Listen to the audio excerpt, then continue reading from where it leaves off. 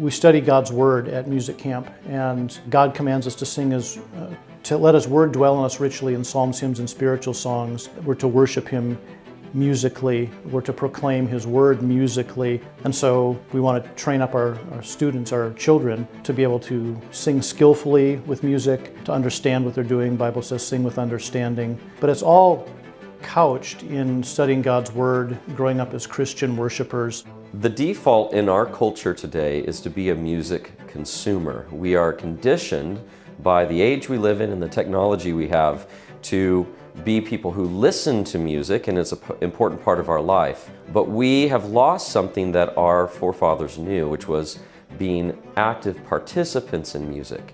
It used to be if you wanted music, you had to make the music. And now we just press a button. But these students are learning through the course of their time at music camp not to be music consumers, but to be active participants in making music.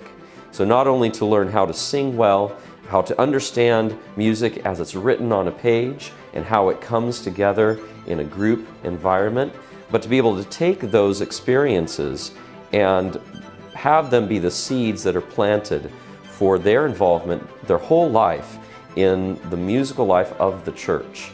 We want these students to be the next wave of worshipers in the church who know how to sing to God.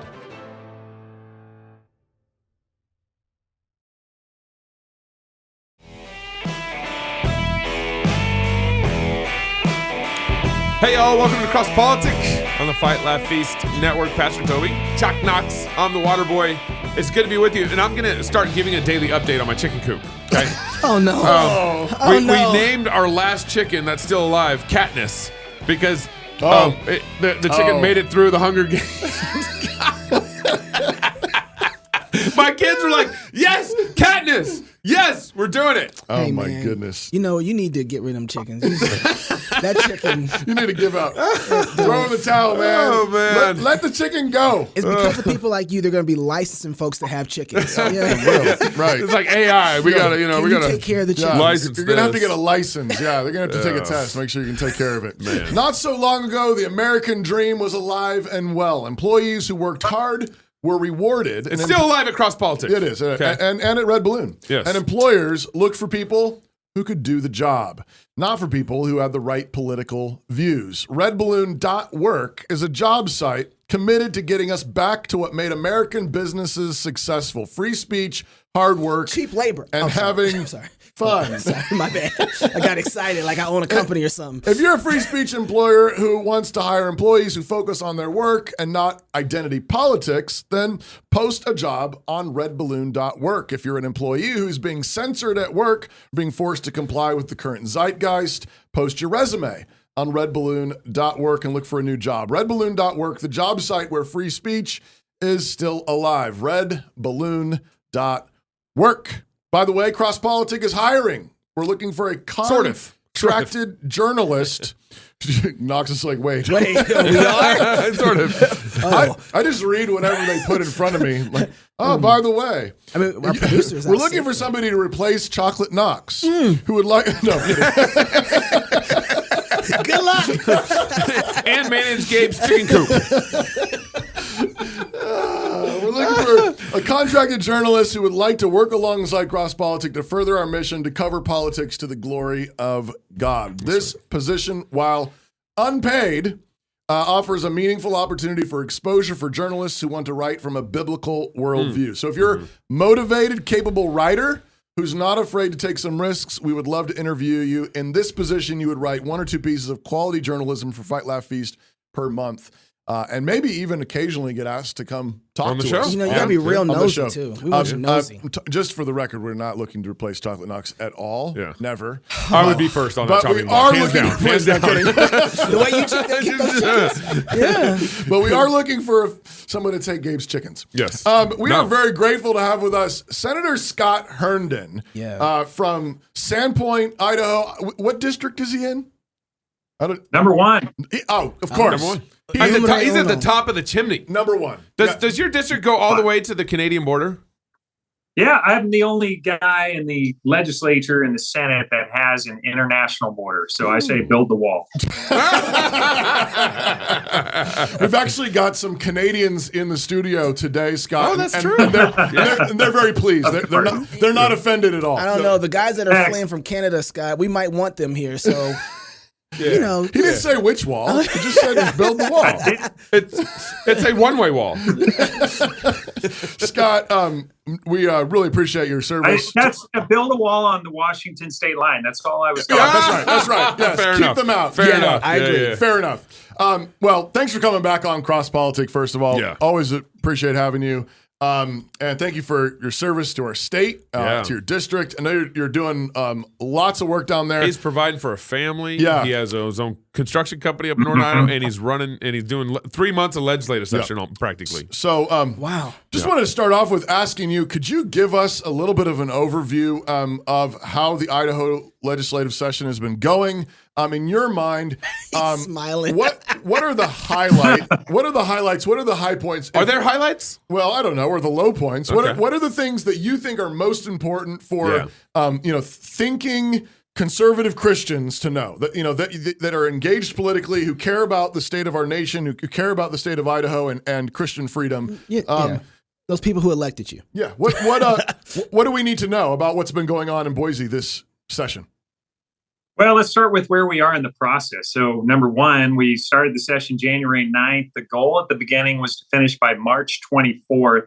And I didn't know this until I got down here, that the legislative session is really designed around the budgeting process. So that timeline is how long they think it would take to basically develop 108 budgets and all of the supplementals, which is additional money that the agencies want to spend, and basically work through all those numbers, get them to both sides of the rotunda, Senate and House, and get those budgets passed. And then policy is what happens in between. So the budget process is what drives the calendar, and then policy is what gets done in between. And of course, policy, well, we care about both.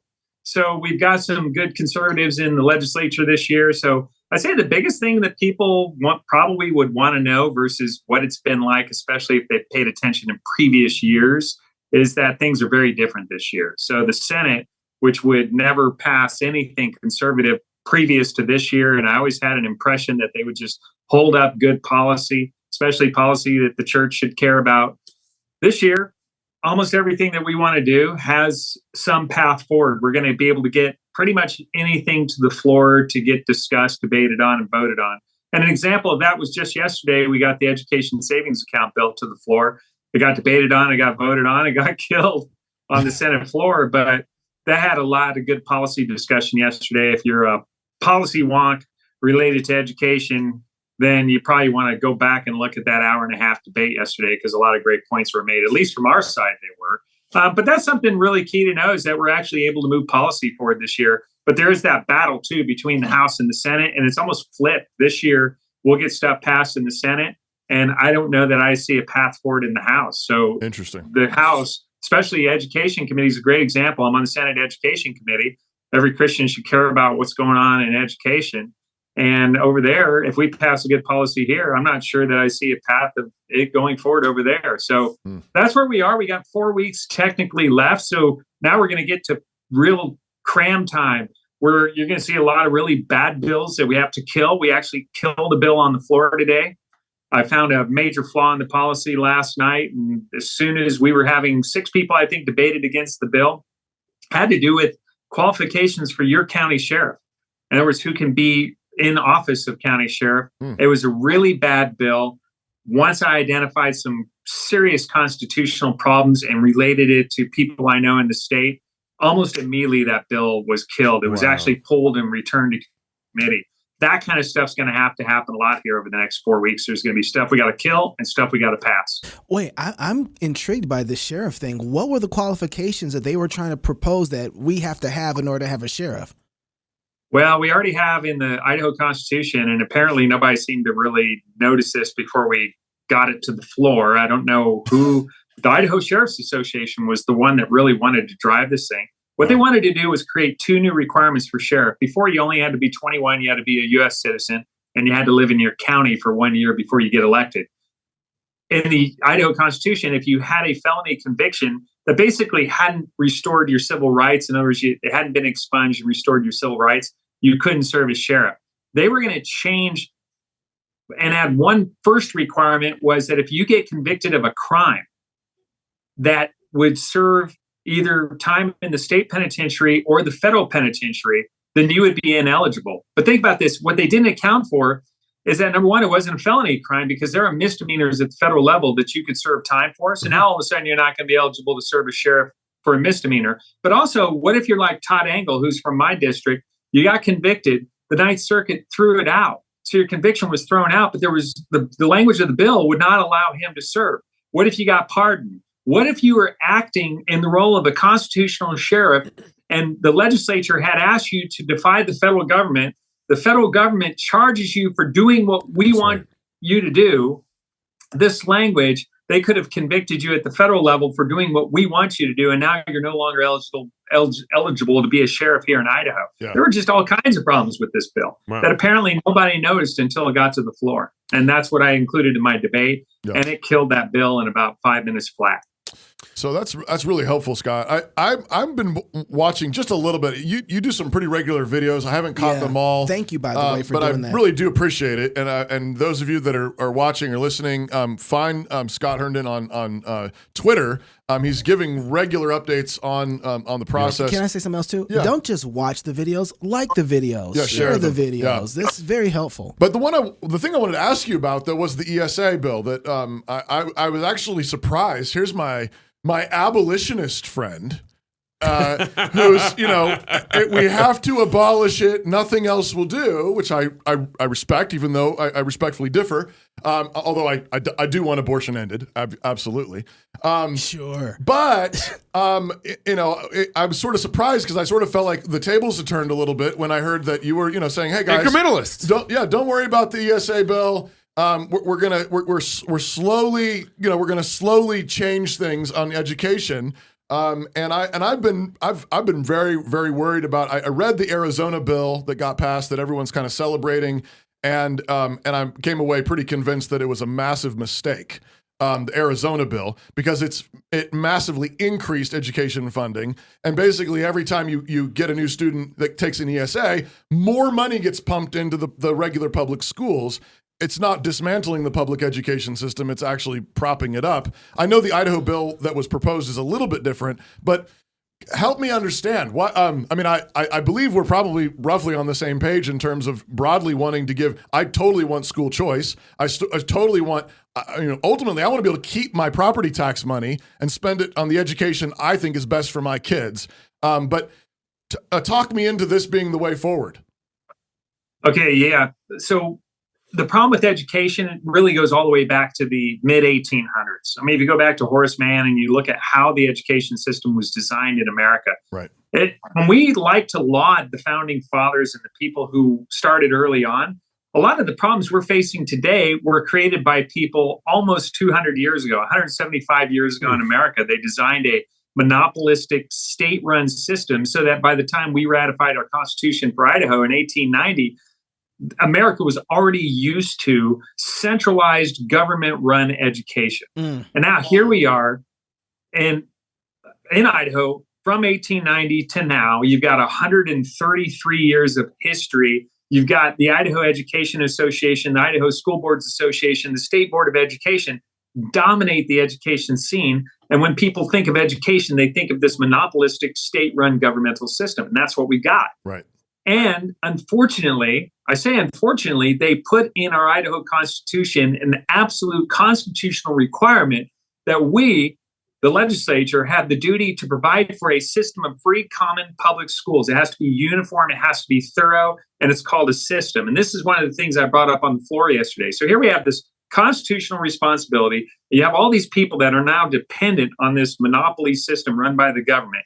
And how do you change education in Idaho when you have 130 years of history in this constitutional requirement? And when I am not an incrementalist on the abolition of child sacrifice, things that we are constitutionally tied to that are not an absolute moral issue like imminent danger moral issue, although you could argue this has been for 130 years, that is going to have to be dismantled piece by piece. So the way I looked at the ESA is it was going to put a chink in the government-run monopoly, and it definitely had sideboards on it. It wasn't like Arizona's. It was designed to have a very limited effect because JFAC, which I'm also on, which is the Finance and Appropriations Committee, so we spent all the money. And we would put the sideboards on how much that thing would be. But it was basically meant to create competition for the government-run monopoly for students who can't create, or their parents up to now have not created competition themselves, because there are parents now doing that. I'm a homeschooling dad. Right. There are people at House of the Lord private school up where I live near in Old Town has hundreds of students whose parents are already sacrificing and paying for their education in a Christian environment. So clearly, people are already doing this, but there are people that are not able to do that. And that's who this was designed to help without dismantling the government-run monopoly overnight. I mean, that's not going to happen. It's impossible if you look at the forces that are at work here. So what can we do and operate in this constitutional space? And that's what this ESA bill is designed to try to do. So what was the specifics of the ESA bill? It wasn't like Arizona where it's funding more public school. What was the specifics of this ESA bill here in Idaho? Okay, so this would be a new governmental appropriation, what it was designed to do. So I always frame it this way. I'll grab a piece of paper. This will help. I'll grab two. Okay, so this is the governmental pie, if I could just call it that. That's our governmental pie for public education right now. That thing is $3 billion. And right now there's 300,000 students participating in that pie in Idaho. There are 327,000 students in the state of Idaho that are K through 12 right now. But a lot of those are homeschool and private school. I think 20,000 are private schooled and 7,000 are homeschooled, whatever the number is, because we don't register homeschoolers, so I don't know exactly what it is. This ESA was going to say, here's the $3 billion we're spending here. We're going to create a new little bucket of money, this little pie right here. And you have to, if you're a student in this pie and you want to participate in this pie, which is curriculum, tuition, private school, tutors, then you have to leave this pie. So the student exits this system to go participate in this new system. And I argued yesterday that when the Constitution talks about a system, I used an example of a railroad system. It's not just Union Pacific, it's the whole interconnected parts, which for us is not just the 300,000 participating in charter and public schools, but it's all 327,000. If you want uniformity and if you want to fulfill the constitutional mandate, you got to provide an opportunity for all of them. Now, as a homeschooling parent, I wouldn't participate.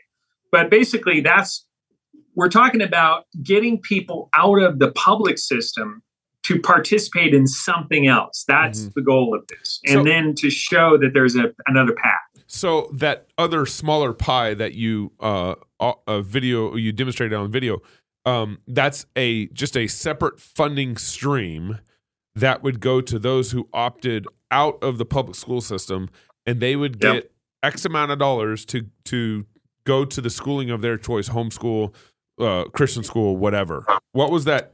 How much money does a parent get if their kid opts out of the public school system? So if their kid opts out of this pie, then over in this pie, what would be available for them is $5,950 approximately, which is half of what we're spending on a student in this pie right now. So right now we're spending about $12,000 on a student in that pie. And if we have them go over to this pie, we'd spend half that, $6,000. And we'd also incentivize them over in that pie that if they spent in any given year less than that $6,000, then that additional amount, the amount they save, would roll over and be available in a future year. So it basically incentivizes being efficient with your money as you use it over in that pie. Now, Scott, what would you say? You want to get You it? didn't have the last three questions. I just had one question. It's not just you and Scott. It's all one long question. There are three of us here, and we want to ask questions. Okay. too. The wolf Get is in. killing your chickens. Go ahead. Did you have a question? Go ahead, Pastor. I just want to ask what are the major objections that you ran into? I mean, this is a Republican-dominated Senate. It was killed yesterday Sorry. by Republicans. And what are the major objections you ran into? And I guess, but then just this follow-up question is why is it so hard to simply argue for freedom of choice? when it comes to education. Part of me just thinks like the libertarian sort of instinct in a lot of Idahoans of just like, let me do my own thing, even though I think there's sometimes problems with that as a Christian. Like, why doesn't that free market, free choice thing just win easily? Where it's like, look, I shouldn't have to pay for things I don't want to do with my kids. You're taking money from me, and then I'm paying a second tuition for all my kids at our local Christian school. Why doesn't it, so what are their major objections, and why doesn't the basic freedom of choice argument work? Well, so one of the major objections yesterday, if I hold that pie back up again, so there's my new pie. And one of the major objections is when we put money over in this pie, what about accountability? So that was the question they asked. Well, here's the weird thing. When I think of accountability, because it's taxpayer money, by the way, they like to say things like it's public money. What is public money? Public money is yours and my money. Yes. It's everybody watching this program. If you pay a sales tax, that's the money we're talking about. If you pay income tax, that's the money we're talking about. Yeah, right. So it's our money. And so we are down here, we're trustees, we're fiduciaries of your money and how that gets spent. So they're saying, hey, look, if we send money to this pie, then how do I hold it accountable? Well, here's the trick. To me, accountability is I want to see performance. In other words, if I put money into a student, when I think of accountability, I want to see that student accomplishes the goals of learning. Right now, here's the public education pie again. This is that $3 billion. Did you know there's no accountability for this? Yeah. In fact, Right. the reading proficiency in the state of Idaho right now for 8th graders is 32%. I have 8 homeschooled children that I've homeschooled, and if only 2.5 of them could read proficiently, I would be a major failure. I would fire myself. That is totally unacceptable performance. Wow. Yeah. But, these guys will say, well, we gotta have accountability for this new pie. I'm like, you don't have any accountability for this pie. Yeah. And in fact, when the students fail over in this pie, you know what the solution is? Give them more money. Yeah, That's it. give them more money. Say. When So public Scott- schools fail, what you do is you give them more money. Right. So, Scott, this is my question. So, that small part of the pie, there doesn't seem like, or is there any regulations inside of that part of the pie? So it's like, No, and so all the homeschoolers, and this was another thing that happened, all the homeschoolers freaked out because we were going to have this new pie that, by the way, they were going to be eligible for, because when you create an opportunity, you don't say, well, we're going to create a new opportunity and only 10 students in the state get to participate. Like, that's not fair. To me, universal, and this is the aspect of universal ESA, is you make it available to all 327,000 students in the K that exist in the state, K through 12. Well, the homeschoolers freaked out, but the bill very clearly did not grant the government any control. In fact, it prohibited government control over curriculum, over what you're teaching, over your creed, over your doctrines. All of that, the government could not touch. And the homeschoolers said, yeah, but if you do this now, then they're going to want to infringe on that in the future. And my point was, if you don't create this pie now, there's still people in this building that want to infringe on your right to practice your religion and teach your kids what you want to teach them. They're here today. They would pass infringements on you today. So we can pass this bill and we can have this new pie and you can participate and the government can't control it. And I will still be down here on duty, making sure that the government never controls you when you homeschool, whether or not you participate. I think that's the part that gets me really nervous, Scott. I get the point, and I've toyed with the idea. Okay, can you break out can you break the monopoly, and can you sort of try to break it out? But I think the thing that really does make me nervous is that very point that the homeschoolers were raising with you. Is the camel's nose under the is once you start taking the money, how do you turn that off? Whoever gives you the money, ultimately they have the power, they have the control.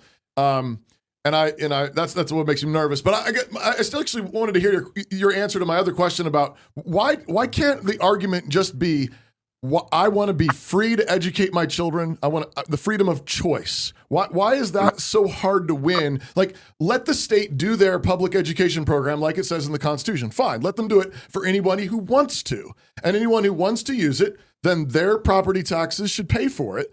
That's how free markets work. You pay for what you use, and the government still, the state is still abiding by the constitutional requirement, even though we wish it wasn't there. But the rest of us who don't want to use it, why can't we just be free to keep our money and spend it on the education of our children as we see fit? Well, that'd be another option, right? So another option would say that those of us who have not been using it, and I've never used the governmental school system at all for 20, however many years. It's been a lot of years, decades now, for tons of kids that I think per kid by now, I've saved the government $250,000 per kid that they would have had to spend $12,000 a year times 12 years. It's $244,000 a kid times 8. Right. So what is that? $2 million. I've saved the government. Had I put them in their system, the government would have spent $2 million on my family alone. Right. Now, you can make the argument, well, okay, so since Scott isn't participating, then maybe he should get, I don't know, a tax credit or, I'm saying there's multiple options here. I will tell you on that camel's nose under the tent. Well, the camel's nose is already under the tent because right now we have a program that we're spending $30 million on called Empowering Parents. And it's giving micro grants to every eligible student in the state. And almost 900 homeschool kids have participated in that this year alone. 2.6% of the participation rate is in Empowering Parents from homeschoolers right now. Yeah. I want to add a constitutional amendment, which we don't have. We don't have constitutional protection of homeschooling and complete freedom in homeschooling. And I actually am having that drafted this week. I think that's something we should try to get done. If we don't have enough time this session, pass it next session. It'll be on the November 2024 ballot. And we basically put guaranteed homeschool freedom in the Idaho Constitution because that's the only way you're going to have safety in homeschooling. We've got to get it clearly in the Idaho Constitution. And it's not there right now. We're relying on statute. Now, Scott, this is related to all this. No, that's why we got to stop because we're going to move on. We can do the next thing. We can do the next thing. But we don't have enough time. Why would you want to use? All right, and that's your mic. Your mic is gone because I said no and you're not listening. So there's only 50 other topics. Yeah, there's only 50. Yeah, and then we got a lot. So here's the deal, Scott. We have the sex ed bill, we have the drag queen bill, and we got the marriage bill. And we don't have time to get all three of them in here. From those three, which one is the most important to hit? Well, let's talk about the marriage license bill because that's my bill and it's going to be on the floor this week. And I actually think we're going to pass it out of the Senate 28-7 along party lines. That's my prediction right now. Okay. I don't think there's going to end up being a single Republican that votes against that. And you're going to be surprised. I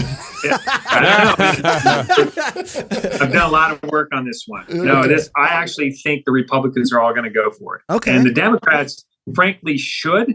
But they think that they have to oppose it for some reason, but there's literally no good reason for them to oppose it. The state has no position granting permission for you to get married. It's just never been, it's not in scripture. It's not even in history. It's only in recent history. And marriage licensing was created in the United States in the late 1800s, primarily to prevent interracial marriage. And in Idaho, all the way through the 1960s, we had prohibitions on interracial marriage. And that's what the license was designed to do, was to prohibit certain people from getting married. And there's no good history in it, and there's no good reason to keep it. So that one, I hope to advance. I'm going to have to, really do the work over in the House after we clear it from the Senate floor this week. But I think that can become law. I think that's a real prospect this year. What does your marriage bill actually state? What is it doing? What does it do? Yeah.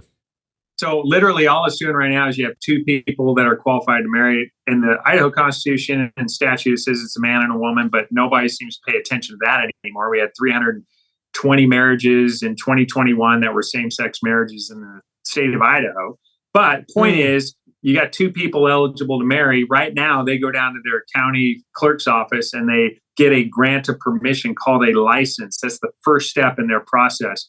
And then they go find an officiant, and that officiant looks at their license and then performs their marriage ceremony. And then he returns a marriage certificate to the county recorder, and the county recorder files it and sends one to the state for vital statistics. And my bill will completely eliminate the license altogether. And all you'll have is your two qualified participants. They go to their pastor, they get married. After they're married, he fills out a certificate. They sign it because it's a marriage contract that they're entering into.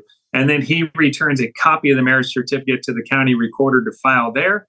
County recorder still sends it to the state. And I put it this way, you don't get a license to give birth right now. Why should you get a license to be married?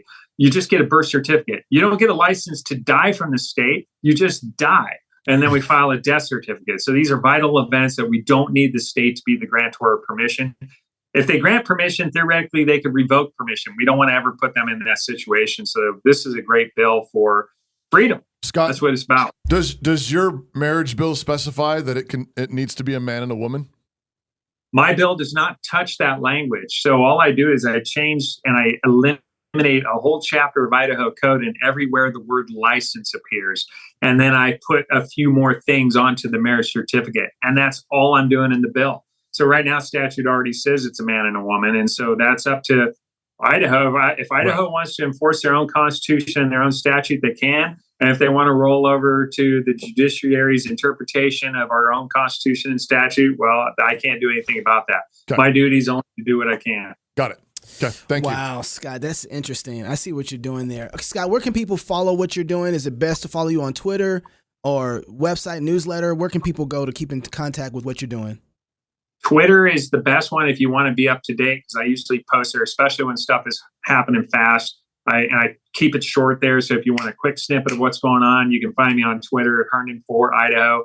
But I also recommend you get my newsletter if you want a more in-depth dive. I try to do one once a week, so I'll be sending one out tonight. The way to get on my newsletter list, the easiest is to go to my campaign website, herndonforidaho.com, and that's FOR Idaho.com.